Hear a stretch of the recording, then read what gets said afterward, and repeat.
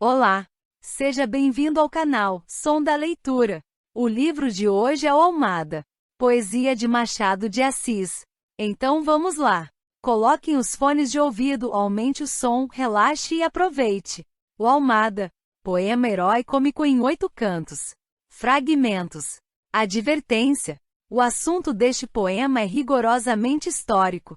Em 1659, era prelado administrador do Rio de Janeiro o Dr. Manuel de Souza Almada, presbítero do hábito de São Pedro. Um tabelião por nome Sebastião Ferreira Freire foi vítima de uma suada em certa noite na ocasião em que se recolhia para casa. Queixando-se ao ouvidor-geral Pedro de Mustre Portugal, abriu este devassa, vindo a saber-se que eram autores do delito alguns fâmulos do prelado. O prelado apenas teve notícia do procedimento do ouvidor, mandou intimá-lo para que lhe fizesse entrega da devassa no prazo de 3 dias, sob pena de excomunhão. Não obedecendo, o ouvidor foi excomungado na ocasião em que embarcava para a capitania do Espírito Santo. Pedro de Mustre suspendeu a viagem e foi à Câmara apresentar um protesto em nome do rei. Os vereadores comunicaram a notícia do caso ao governador da cidade, Tomé de Alvarenga. Por ordem deste foram convocados alguns teólogos, licenciados, o reitor do colégio, o Dom Abade, o prior dos carmelitas, o guardião dos franciscanos e todos unanimemente resolveram suspender a excomunhão do ouvidor e remeter todo o processo ao rei. Tal é o episódio histórico que me propus celebrar e que os leitores podem ver no tomo 3º dos Anais do Rio de Janeiro, de Baltazar da Silva Lisboa. No poema estão os principais elementos da história, com as modificações e acréscimos que é, de regra e direito, fazer numa obra de imaginação. Busquei o cômico onde ele estava, no contraste da causa com os seus efeitos, tão graves, tão solenes, tão fora de proporção. Dos personagens que entram no poema, uns achei-os na crônica Almada, o tabelião, o ouvidor, o Padre Cardoso e o vigário Villa-Lobos, outros são de pura invenção. Aos primeiros, excetuo Almada, não encontrando vestígios de seus caracteres e feições morais, forçoso me foi dar-lhes a fisionomia mais adequada ao gênero e à ação. Os outros foram desenhados conforme me pareceram necessários e interessantes. Não é exagerada a pintura que faço do prelado administrador. Era ele, na verdade, homem irritadiço e violento, conquanto Monsenhor Pizarro nolo dê por vítima de perseguição. Inimigos teria de certo e de tais entranhas, que uma noite lhe disparam contra a casa uma peça de artilharia. Verdade é que da devassa que então se fez resultou ter sido aquele ataque noturno, preparado por ele mesmo com o fim de se dar por vítima do ódio popular. O juiz assim o entendeu e sentenciou, e o prelado foi compelido a pagar as custas da alçada e do processo. Monsenhor Pizarro pensa que isto foi ainda um lance feliz dos seus perseguidores. Pode ser, mas capaz de grandes coisas era certamente o Almada. Não tardou que recebesse ordem da corte para desistir do cargo, como se colhe de um documento do tempo citado nas Memórias Históricas, tomo 7º. Observei quanto pude o estatuto do gênero, que é parodiar o tom, o jeito e as proporções da poesia épica. No canto 4º atrevi-me a imitar uma das mais belas páginas da antiguidade, o episódio de Heitor e Andromaca na Ilíada. Homero e Virgílio têm servido mais de uma vez aos poetas herói-cômicos. Não falemos agora de Ariosto e Tassone. Parodiou Boileau no Lutrinho. Episódio de Dido e Enéas. Diniz seguiu-lhe as pisadas no diálogo do escrivão Gonçalves e sua esposa, e ambos o fizeram em situação análoga ao do episódio em que imitei a imortal cena de Homero. Não se limitou Diniz à única imitação citada. Muitas fez ele da Ilíada, as quais não vi até hoje apontadas por ninguém, talvez por se não ter advertido nelas. Indicá-las-ei sumariamente. Um dos mais engraçados episódios do Isope, o da cerca dos capuchos, parece-me discretamente imitado do diálogo de Helena e Príamo quando este, no alto de seus passos, Interroga a esposa de Menelau a respeito dos guerreiros gregos que vê diante de Troia. Ó, vaticínio do galo assado é nada menos que o vaticínio chanto. A pintura do escudo de Aquiles inspirou certamente a do machete do Vidigal. Diniz faz a resenha dos convidados do Deão, como Homero a dos guerreiros de Agamenon. No último canto do Isope, o gênio das bagatelas pesa na balança as razões do Deão e do bispo, como Júpiter pesa os destinos de Aquiles e Heitor. Com tais exemplos e outros que a instrução do leitor me dispensa apontar, e porque é foro deste ramo da poesia, fiz a imitação indicada acima. Agora direi que não é sem acanhamento que publico este livro. Do gênero dele há, principalmente, duas composições célebres que me serviram de modelo, mas que são verdadeiramente inimitáveis, o Lútrin e o Isope. Um pouco de ambição me levou, contudo, a meter mãos à obra e perseverar nela. Não foi a de competir com Diniz e Boileau. Tão presunçoso não sou eu. Foi a ambição de dar às letras pátrias um primeiro ensaio neste gênero difícil. Primeiro digo, porque os raros escritos que com a mesma designação se conhecem são apenas sátiras de ocasião, sem nenhumas intenções literárias. As destes são exclusivamente literárias. Posto que o assunto entenda com pessoas da Igreja, nada neste livro que de perto ou de longe falte ao respeito devido ao clero e às coisas da religião. Sem dúvida, os personagens que aqui figuram não são dignos de imitação, mas além de que o assunto pedia que eles fossem assim, é sabido que o clero do tempo, salvas as devidas exceções, não podia ser tomado por modelo. São do padre Manuel da Nóbrega da Companhia de Jesus estas palavras textuais: os clérigos desta terra têm mais ofício de demônios que de clérigos, porque além do seu mau exemplo e costumes, querem contrariar a doutrina de Cristo e dizem publicamente aos homens que lhes é lícito estar em pecado, e outras coisas semelhantes por escusar seus pecados e abominações. De maneira que nenhum demônio temos agora que nos persiga, senão estes.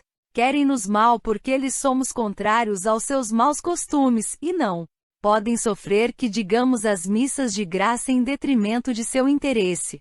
Numa obra deste gênero pode-se e deve-se alterar a realidade dos fatos quando assim convém ao plano da composição, mas as feições gerais do tempo e da sociedade, a essas é necessária a fidelidade histórica. Foi o que eu fiz neste livro, convindo dizer que tudo aqui se refere ao clero do lugar e do tempo, nada generalizei, como Boileau nos 2 versos do seu Lútrin, Ladesse em intran, que voit la nap mise, admirium-si bel ordre, e reconnaite elle eglise. Por causa destes e outros versos, um comentador aplicou ao poeta aquilo que ele mesmo dissera do presidente de Lamoignon, que o convidará a escrever o Lútrin, come sapiete, etait sincere, ao ciel etait forte gai e n avait riem de embaraçantia. Dada esta explicação, necessária para uns, ociosa para outros, deposito o meu livro nas mãos da crítica, pedindo-lhe que francamente me aponte o que merecer correção. Canto primeiro. E Musa celebra a cólera do Almada, que a fluminense igreja encheu de assombro. E se ao douto Boileau se ao grave alpino, os cantos inspiraste e lhes teceste, com dóceis mãos as imortais capelas, perdoa se me atrevo de afrontá-la. Esta empresa tamanha, tu me ensina, a magna causa e a temerosa guerra, que viu desatinado um povo inteiro, homens do foro, almotacéis, senado, oficiais do exército e do fisco, provinciais, abades e priores, e quantos mais a uma defendiam, o povo, a igreja e a régia autoridade. Segunda. E tu, cidade minha, airosa e grata, que ufana miras o faceiro gesto, nessas águas tranquilas namorada, de remotos, magníficos destinos. Deixa que o véu dos séculos rompendo, a minha voz ressurja a infância tua. Viveremos um dia aquele tempo, de original rudez quando a primeira cor que se te mudou do muito afago, de mãos estranhas e de alheias tintas. A tosca, ingênua fronte te adornava, não de joias pesada, mas viçosa, de folhagens agrestes, como dada, minha volúvel terra, que da infância te poliu a rudez pura e singela, obra do tempo foi que tudo acaba, que as cidades transforma como os homens, agora a flor da juventude o seio, que as mantilhas despira de outra idade, graciosa e enfeita, cresceras com ela, até que vejas descambar no espaço, o último sol e ao desmaiado lume, alvejarem-te as cãs, então sentada, sobre as ruínas últimas da vida, velha embora, ouvirás nas longas noites, a teus pés os soluços amorosos, destas perpétuas águas, sempre moças, que o tamoio escutou bárbaro e livre, mas quão longe o crepúsculo branqueia, desse sol derradeiro, a asa dos séculos, muita vez roçará teu seio amado, sem desbotar-lhe a cor, ainda esses ecos, das montanhas que invade o passo do homem, hão de contar aos sucessivos tempos, muito feito de glória, estrênua grande, Guanabara serás, ó, não encubras, o gesto de ambição e de vaidade, de travessa agitada garridice, tão amável de certo, mas tão outro, do acolhimento do roceiro modo, dos teus dias de infância, justo é ele, varia com a idade o gosto, és moça, e moça do teu século, terceira, reinava, Afonso VI, da coroa em nome, governava Alvarenga, incorruptível, no serviço do rei, astuto e manso, alcaide mor e protetor das armas, no mais, amigo deste povo infante, em cujo seio plácido vivia, até que uma revolta misteriosa, na cadeia o meteu, o douto Mustre, a vara de ouvidor nas mãos sustinha, do forte e grande almada que regia, a infante igreja, tal vate cristão que os heróis mártires, cantou piedoso passeando um dia, na velha terra grega alar-se em bando, as mesmas aves contemplou que outrora, rasgando como então o azul espaço, iam do Ilício às ribas africanas, canto segundo, e, segunda, em doce paz agora refazendo, tantas forças há pouco despendidas, na crua guerra contra o vão Senado, que sobre ser desprimoroso e bronco, era um grande atrevido e imaginava, atar-lhe as bentas mãos, vedar-lhe o passo, se da antiga capela a várzea humilde, para poupar as reverendas plantas, a subida da íngreme ladeira, o Marte Sebastião mudar quisesse, a sombra se acolheu da casa sua, o regedor da Fluminense igreja, não de outra sorte o ríspido pampeiro, depois que os campos e revoltos mares, desabrido varreu, as asas frouxas, de novo enrola, o ímpeto refreia, e a morada dos Andes se recolhe.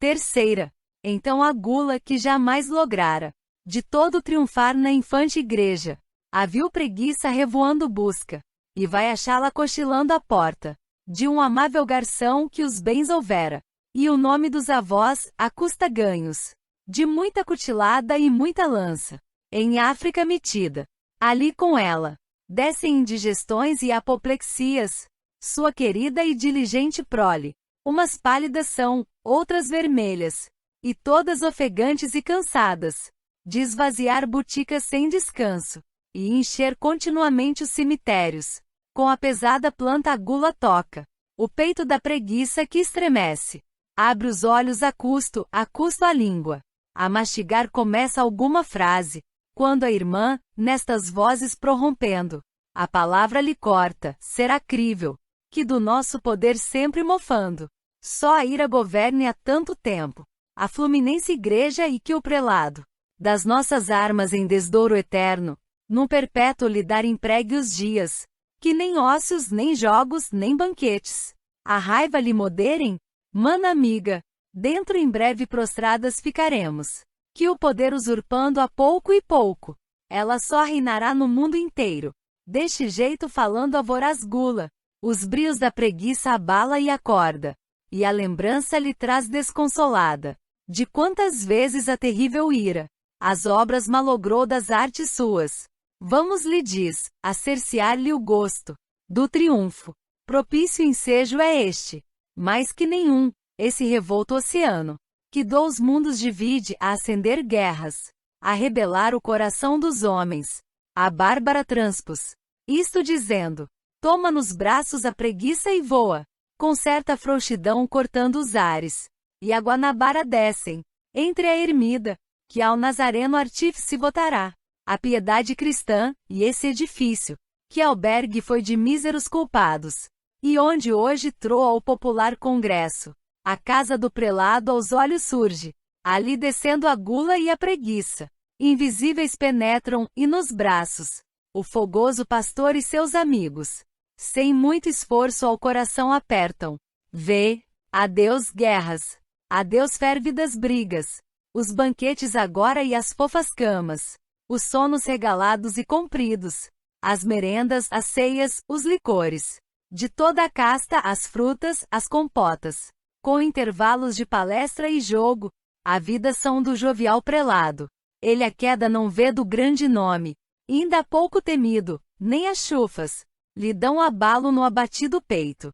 Em vão algum adulador sacristã, os ditos da cidade lhe levava, as dentadas anônimas da gente, maliciosa e vadia, o grande Almada, as denúncias do amigo vigilante, os nédios ombros encolhia apenas, fleumático sorria e um bocejo, e com arroto respondia a tudo.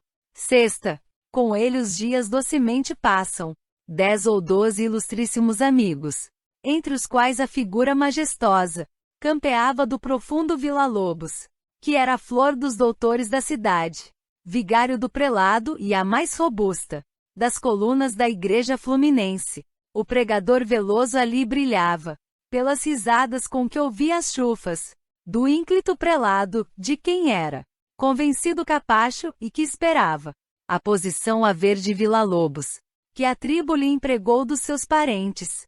Esse era o pregador das grandes festas, de tal quilate e tão profunda vista, que quando orava em dias de quaresma, analisava os textos e exprimia a doutrina evangélica de modo que a não reconhecera o próprio Cristo. Sétima, segue-se o impávido escrivão Cardoso, que mede 9 palmos de estatura, e tem força no pulso como gente, e ainda é mais destemido que forçoso.